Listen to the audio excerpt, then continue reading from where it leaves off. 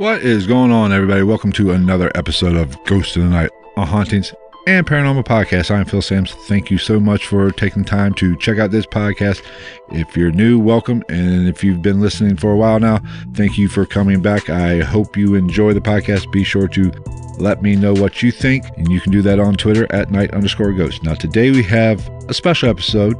We are going to cover Lorraine Warren since she recently passed. And I want to kind of go over her career with her and her husband, Ed Warren, because they are definitely well known in and out of the paranormal community. Everybody's heard of the Amityville Horror, which was one of their cases that put them on the map, and also the Conjuring movies, and with naturally the Annabelle doll. And if you watch Ghost Hunters, you know all about the Warrens. They are synonymous with the paranormal.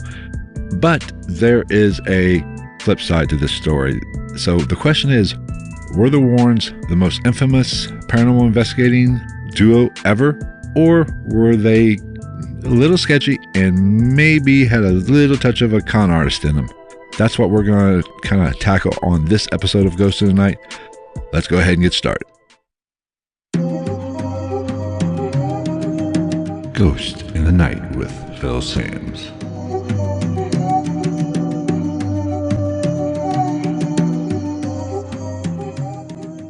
With the recent passing of Lorraine Warren, I wanted to kind of go over her career as a paranormal investigator and a medium and talk about her and her husband's accomplishments, maybe some of their downfalls in this episode of Ghost in the Night. Now, she passed away. She was 92 years old.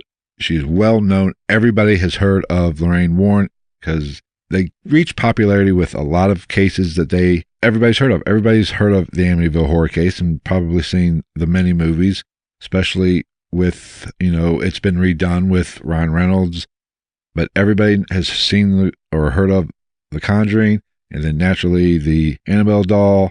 Anybody interested in the paranormal has watched Ghost Adventures, and they're always bringing up Lorraine Warren. They've had the Annabelle doll, I believe, at Zach's museum. I forget which episode, whether it was just an episode about the museum where they investigated his museum or one that was live, one of the live events. Don't really know. But bottom line is everybody's heard of the Warrens. Now, they founded the New England Society for Psychic Research way back in 1952. It was basically a paranormal group before TAPS or all these paranormal groups that are in every state now. They claim they have investigated over 10,000 cases throughout the world.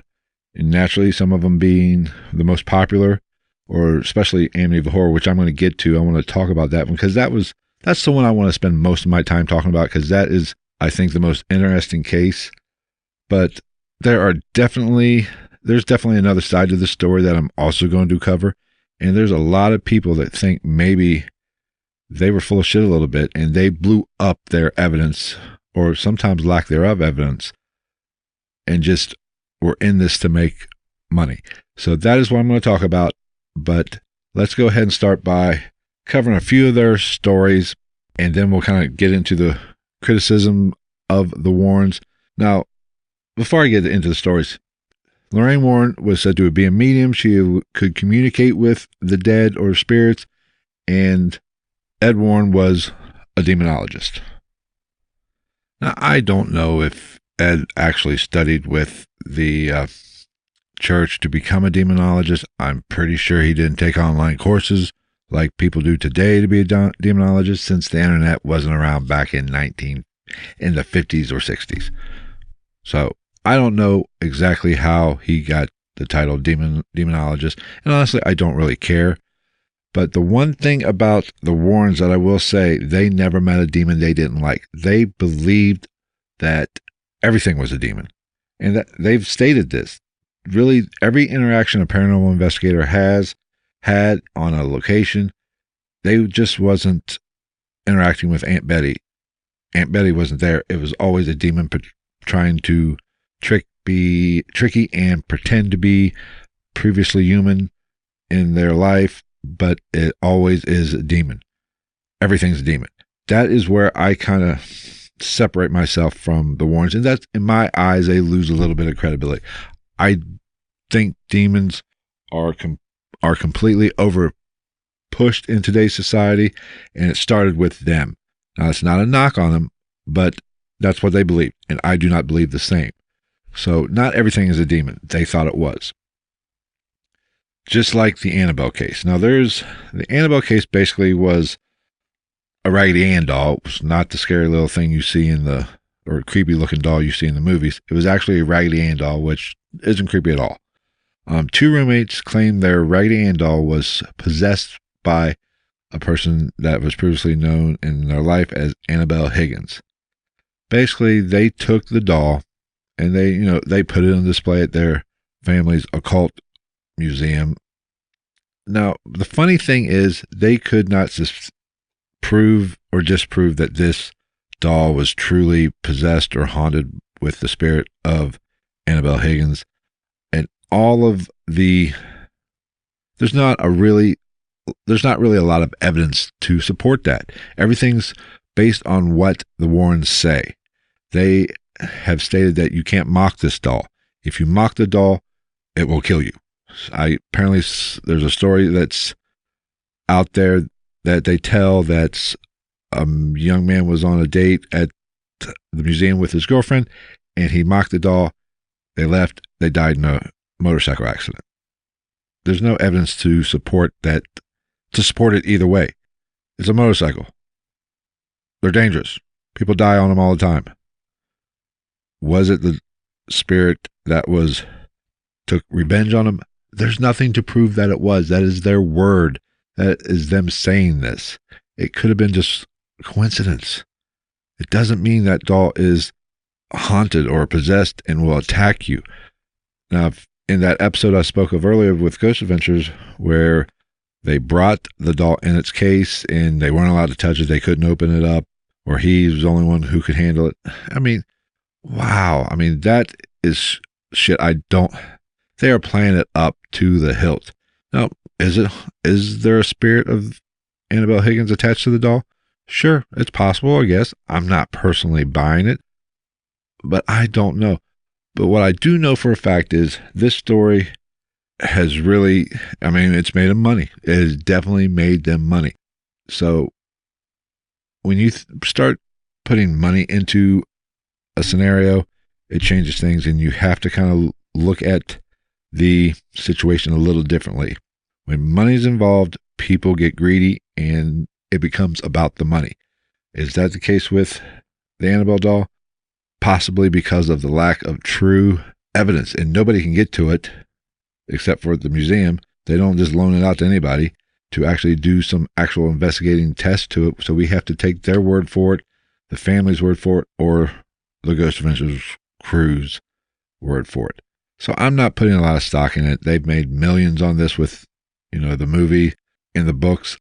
So I don't put a lot of stock in that doll. Now, I'm not a big believer in haunted objects either.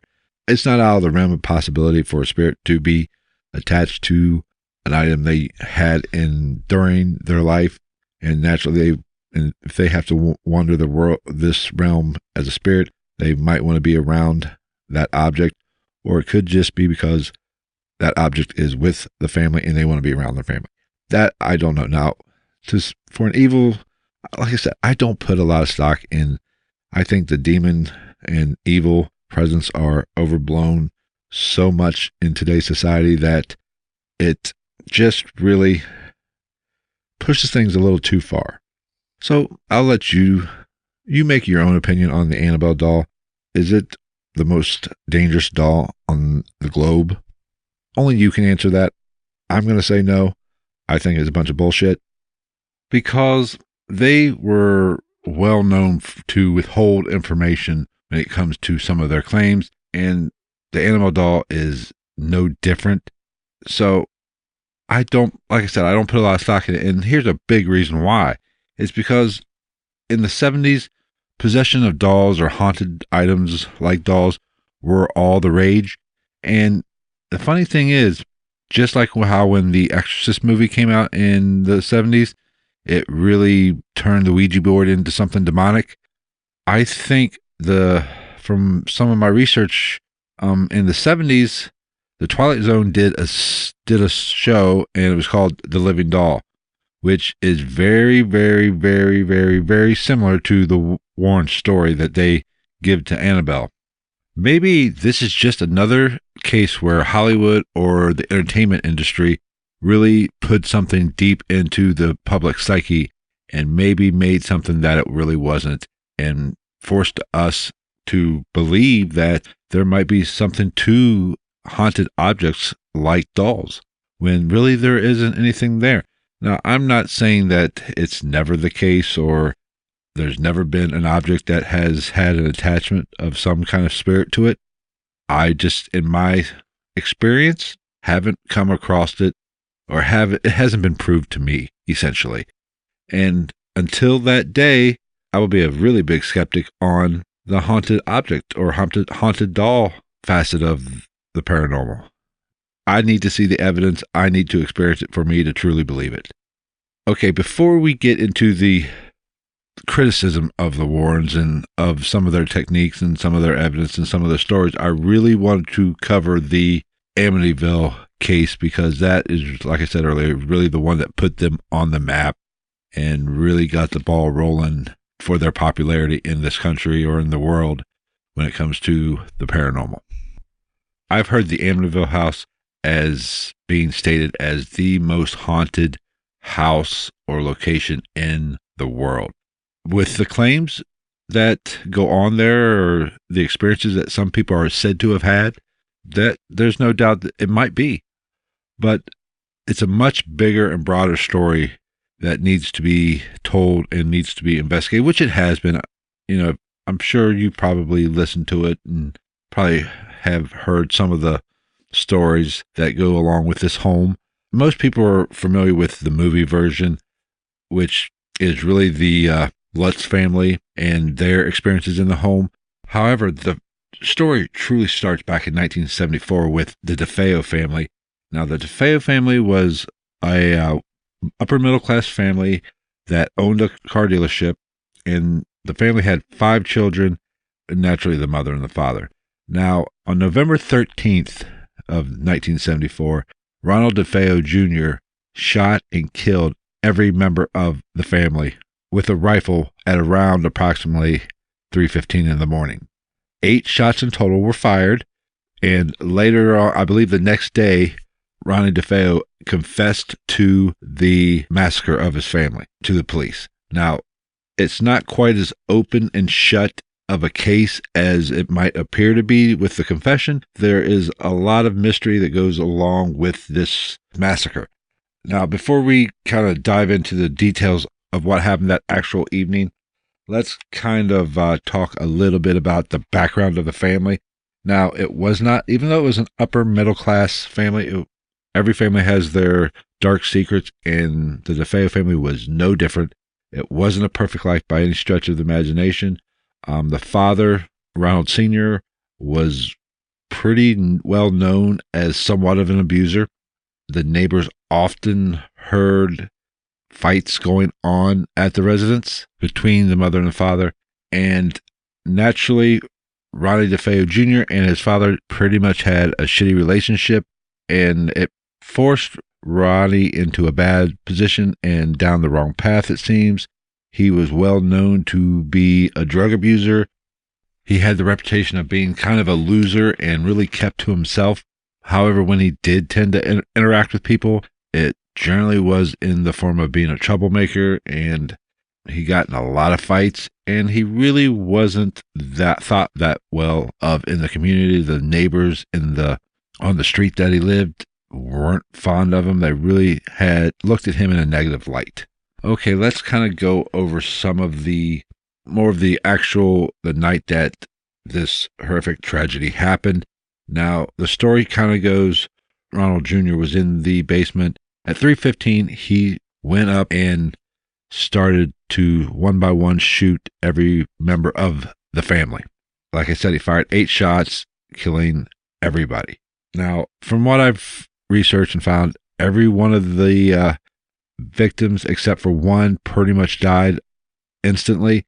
Now, the father, they estimate it might have took him 10 minutes or so to actually pass away, but that is what happens. And after the crime, Ronnie DeFeo Jr. left the house, went to a bar, and got people to come back, and that's pretty much where it ends, and people and the police get involved the next day. Now, there are some really interesting facts of this case that really don't add up, which makes it extremely intriguing.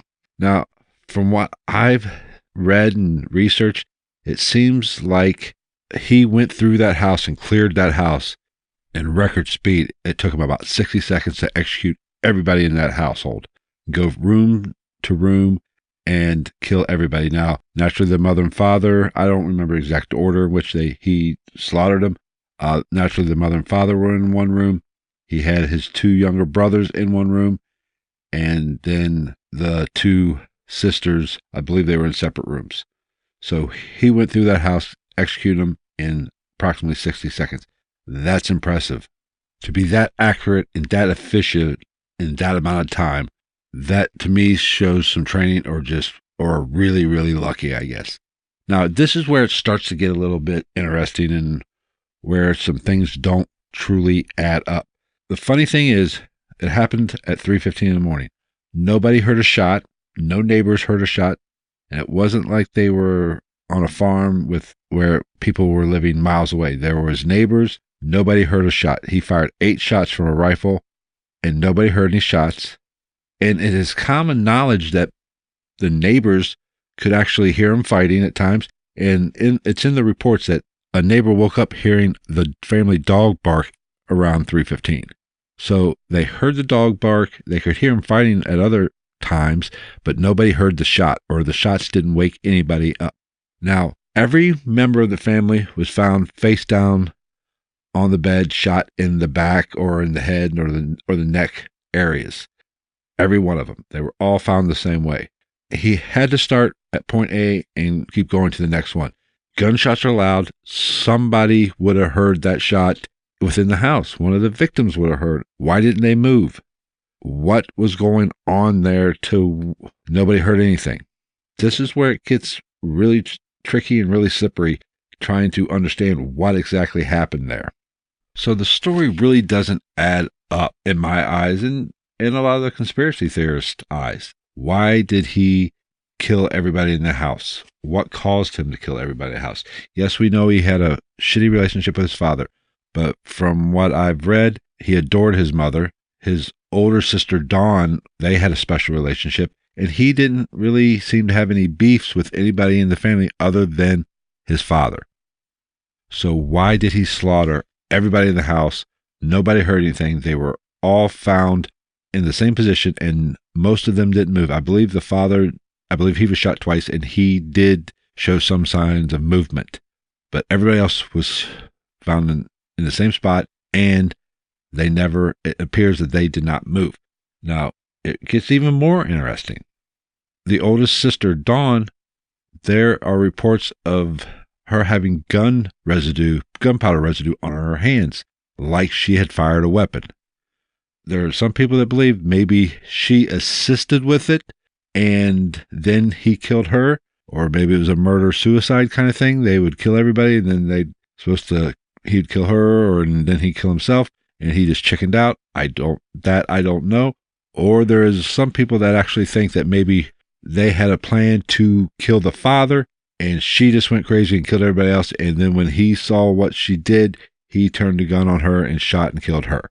This is something we'll never truly know, but it definitely is interesting, and a lot of the facts don't add up as they've been reported or as the police reports say. Now, if we take a deeper look at the DeFeo family, they had mob connections. The mother, Louise, her father was a known member of the Gambino crime family out of New York.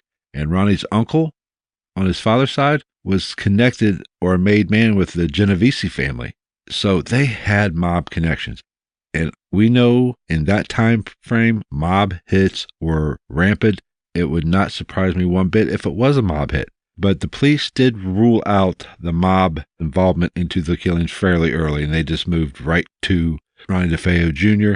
And then naturally with his confession, it pretty much ended it right there. But there was members of the family that showed up that, like, I believe the uncle showed up and some other people showed up the next day, went in while the police were there. And I believe the uncle even made a phone call from the phone line, and the detective was smart enough and sneaky enough, I guess, to actually see what number he called. And it was a member of the Genovese crime family. So was it a mob hit? Could there have been more than one shooter? That is very plausible with the mere fact of the time that that house was cleared. Now, it appears that, according to the coroner's report, everybody was killed with the same gun. That was a rifle. Now, we all know the mob, how they operated back in that day. It seems like they had a lot of people on the payroll. Maybe the coroner was on the payroll. They had their confession from Junior there, and if it was a mob hit, maybe they just set him up as the patsy and told him, basically, you better take the fall for this or we're going to kill you. And then they paid off, or they had the coroner on the payroll, and he said it all came from one gun, and boom, DeFeo Jr. goes to the big house. That's plausible and not out of the realm of possibility in my mind.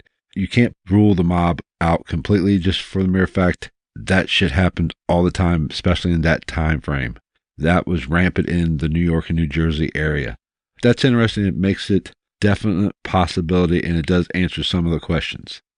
Now, naturally, once he confessed to the crime, he pretty much, lawyered up, got an attorney, and we went with the something made me do it. And this is where maybe the supernatural kind of starts rearing its ugly head a little bit, because naturally he confessed he's going to shoot for the insanity plea, and he basically said that something made him do it. Some figure or some dark lady in a black hood handed him a gun and told him to kill his family. That's not surprising. That happens all the freaking time when somebody's pushing for the insanity plea. But that is where the actual supernatural starts to come in. Let's move into the next residence of the house. George Lutz buys this house, naturally gets a good deal on it, a year later in December of 75. They moved into the Amityville house, and immediately they start getting a little activity. The wife, Kathy, starts feeling like maybe she's being touched or something's brushing against her hand. Now, reports kind of vary on whether they knew. I'm 100% sure that George Lutz knew about the massacre that happened in the house. It was only a year beforehand, and that was big news. It was all over the news. Everybody knew about it in the area. So I am positive George Lutz knew about it, because he had to know it was a really nice house, and he got a hell of a deal on it. Now, naturally, I'm assuming that his wife knew. Whether they told the stepchildren or not, I don't know, but I bet my last dollar that George and his wife knew about the murders that happened in the house. And they even had the house blessed before they moved in by a priest. And it is said that the priest actually heard something tell him to get out, and he told them basically don't go into the room where two boys were shot. I think it was the two boys, because one of the boys was in a wheelchair. He had something wrong with him, and he needed help walking around, and so he was in a wheelchair.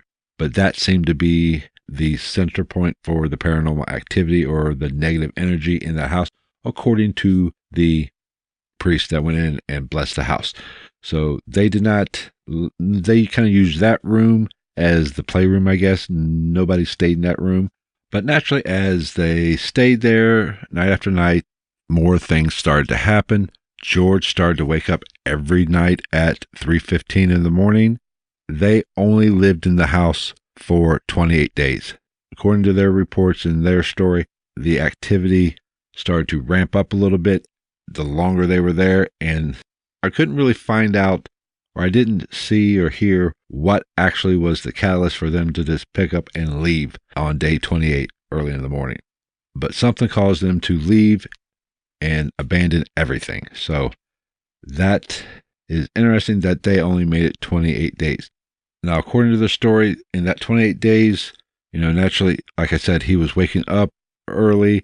They were having some issues with flies. that would seem to be coming back to life. Now, it was cooler. It was December that year, so it was wintertime, so the flies shouldn't have been around. They shouldn't be dead. But you need to remember that I saw a documentary where they really talked about this. The bodies were there. They pretty much didn't really even clean out the house that much. Some of the defaced furniture was still there.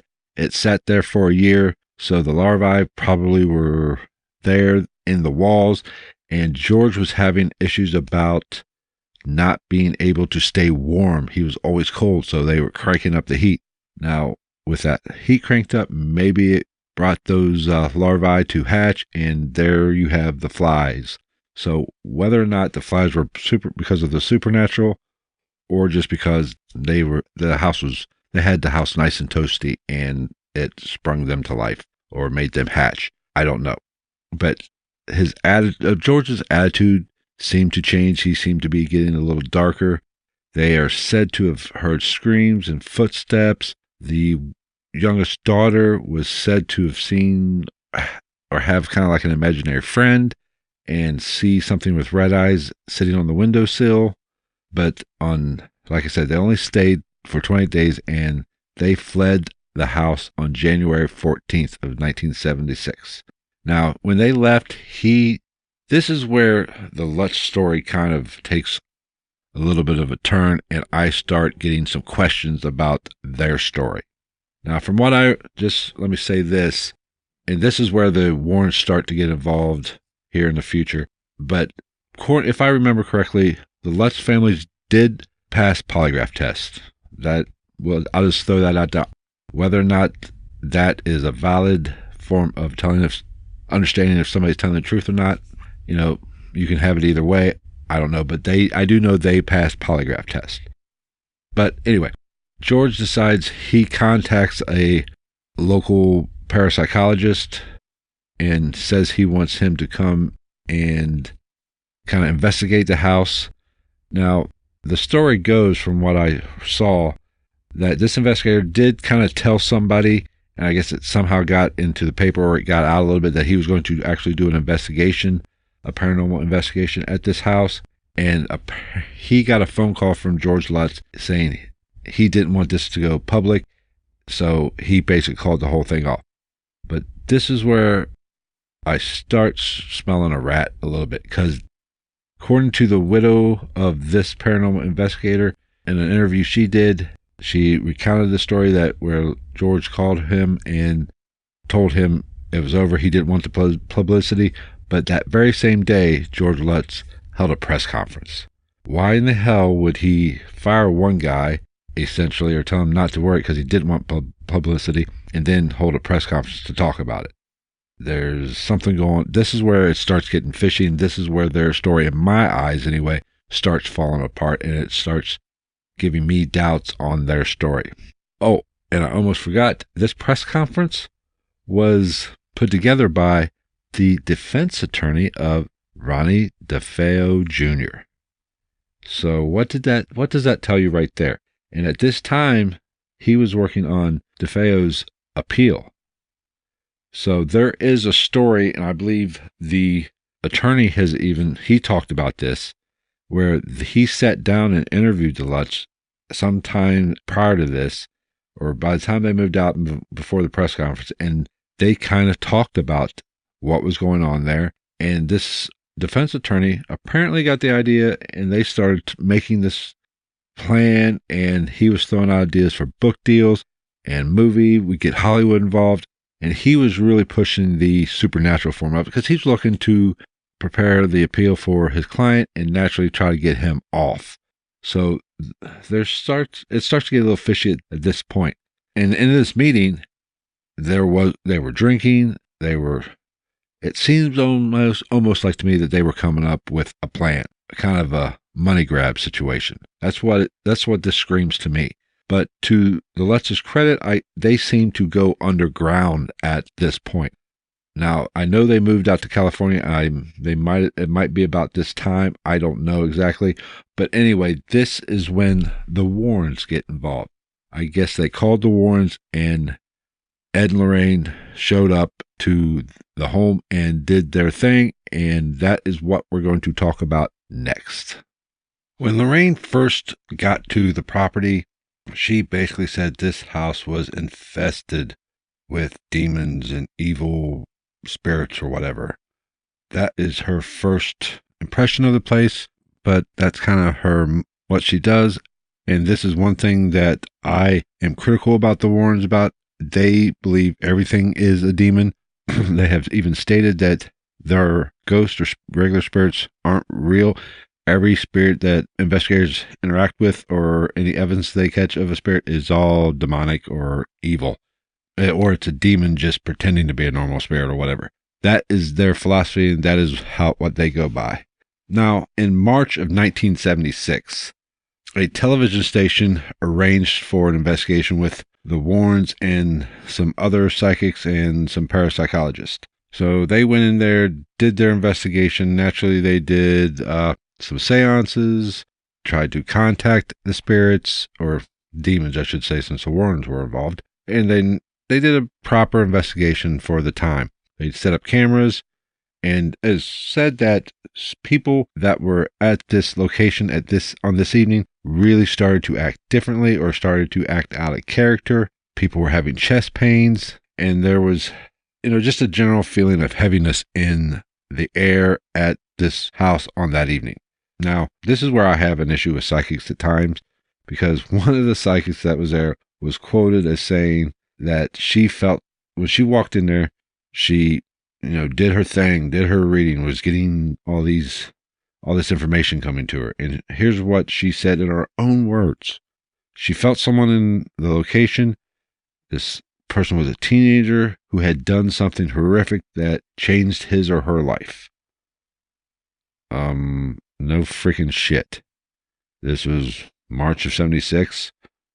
So we were just a little bit, a year and a half, 2 year, 18 months, 2 years, something like that, removed from a horrific crime scene, a family slaughtered by one of the sons. Really? You picked up on that? Or did you pick up on it from the newscast when it happened? You're going to have to do, if you're a psychic, you got to do better than that. That's complete and total horseshit. I'm sorry. That is what gives psychics a bad name. You even stated this in a documentary. I mean, really? You know what happened. Everybody knew the house. It was front page news. And you had the audacity to use that as a psychic evidence that you were making contact or you were feeling that. I would hope you would feel that because you knew what freaking happened. That right there throws a kink in that whole investigation. When you have somebody who says that and actually states it years later in a documentary, you're full of shit.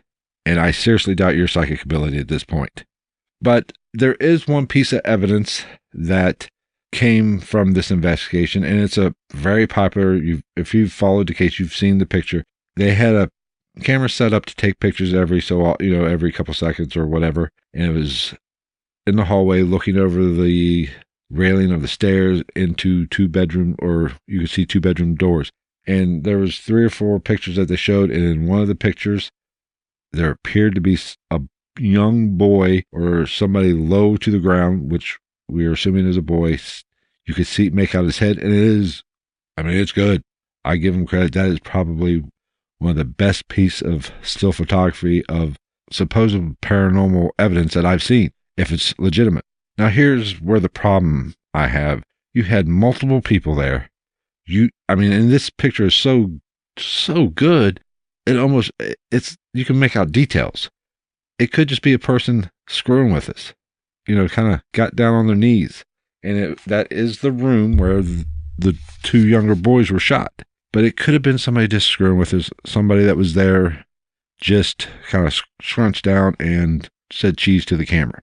Now, what's somewhat interesting is, the eyes are a little weird, but, there was a flash there, so it could have just, made the eyes kind of appear to glow a little bit. So, if it is if they can definitely prove one without a shadow of a doubt that there was no fakery in that, or it wasn't somebody just screwing around, then that's a really good piece of evidence. But I wasn't there, so I can't say it is 100%. It might be, but Probably not.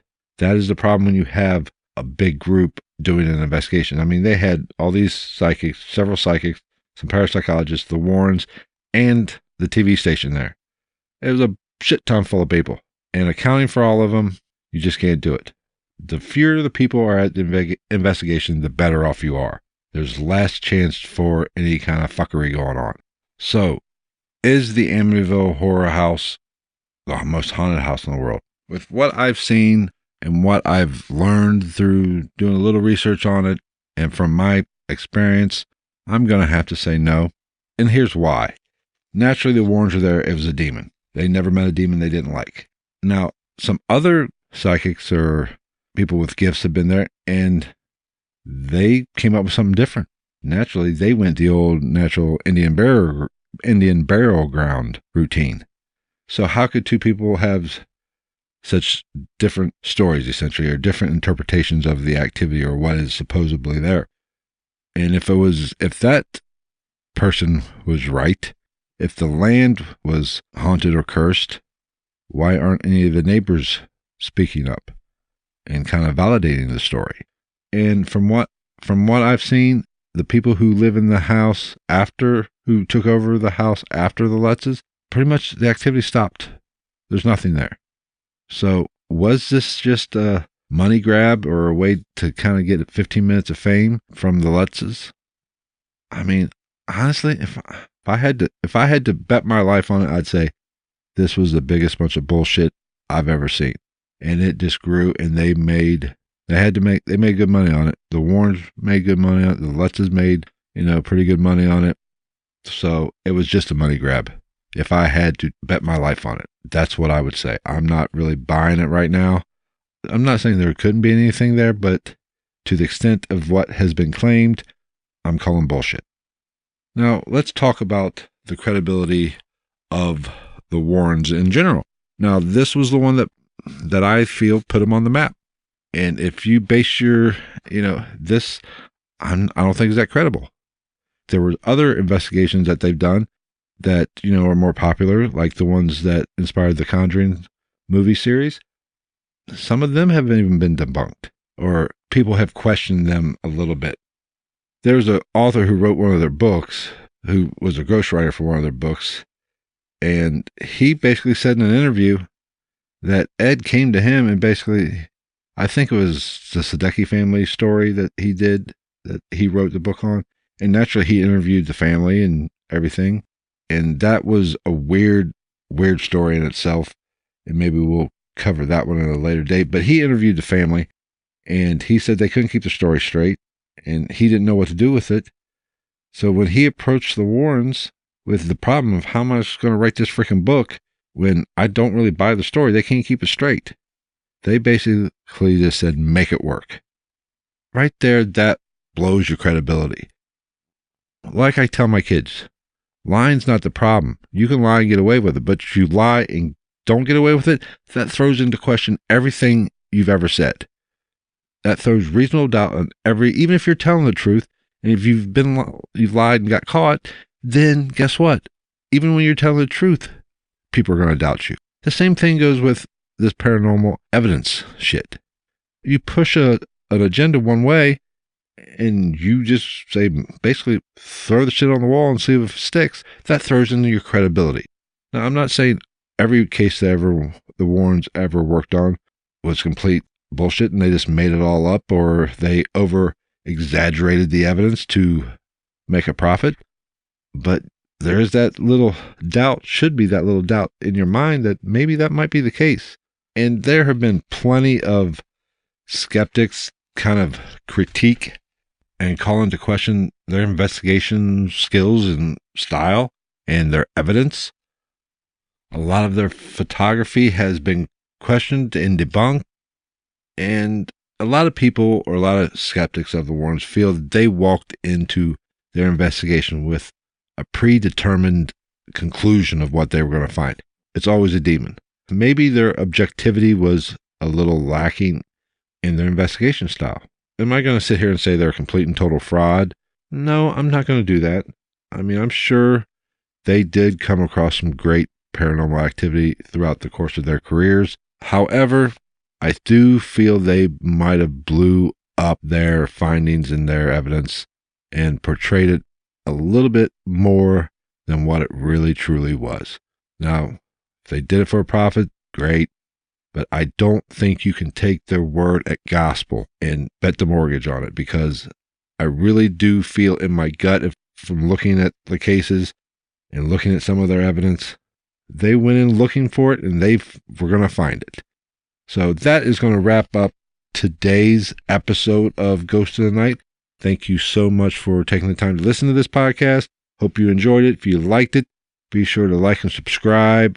However you take this podcast in, whether iTunes, Stitcher, Spotify, TuneIn, Google Play. We are even on iHeartRadio as well. If you check the video form of the podcast out, be sure to like and subscribe to the channel.